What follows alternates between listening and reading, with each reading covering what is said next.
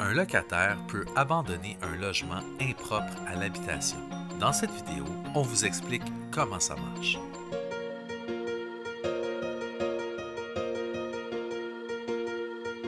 La loi dit qu'un logement est impropre à l'habitation quand son état constitue une menace sérieuse pour la santé ou la sécurité des occupants ou du public.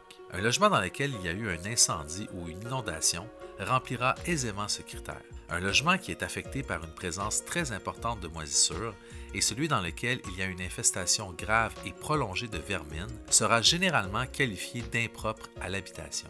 C'est également le cas d'un logement dans lequel il n'y a pas d'électricité ou celui dans lequel il n'y a pas de chauffage en hiver. Par contre, avant d'abandonner son logement, un locataire doit transmettre un avis écrit au propriétaire. Cet avis n'est pas obligatoire lorsque le logement est complètement détruit et c'est la seule exception. L'avantage d'un abandon valide, c'est que le locataire n'a plus à payer le loyer. Inversement, si le locataire abandonne son logement sans donner d'avis au propriétaire et sans avoir la preuve qu'il était impropre, il devra continuer de payer le loyer et pourrait avoir à payer d'autres dommages au propriétaire comme les frais d'électricité. Il n'est pas rare que des propriétaires ouvrent des dossiers au tribunal du logement contre des locataires qui ont abandonné leur logement. Dans ce type de dossier, le tribunal du logement applique 5 critères pour vérifier si l'abandon est valide ou non.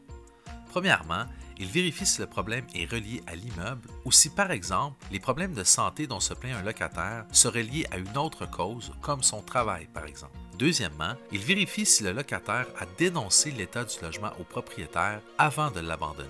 Troisièmement, il vérifie si le propriétaire a pris des mesures suite à cette dénonciation. Quatrièmement, le tribunal exigera une preuve médicale quand l'état de santé est en cause dans l'abandon. Enfin, le tribunal évaluera s'il y a un lien entre l'état du logement et les raisons qui poussent le locataire à quitter le logement. Le locataire qui abandonne son logement a donc tout avantage à obtenir une preuve médicale, mais aussi un rapport du service d'inspection de la ville ou encore une expertise de la qualité de l'air. Ça dépend des cas. L'important, c'est que le locataire ait une véritable preuve concrète que le logement représente une réelle menace pour la santé et la sécurité des occupants ou du public. Autrement, son abandon risque d'être jugé invalide. Dernier point à savoir, c'est que le locataire qui abandonne son logement peut le récupérer plus tard, lorsqu'il sera redevenu propre à l'habitation, mais il n'en a pas l'obligation. Pour récupérer le logement, il doit avoir donné son adresse temporaire au propriétaire et manifester son intention de réintégrer son logement dans un délai de 10 jours après avoir reçu un avis du propriétaire. Cette vidéo vous fait réagir? Inscrivez-le dans les commentaires et abonnez-vous à la chaîne pour ne pas manquer nos vidéos hebdomadaires.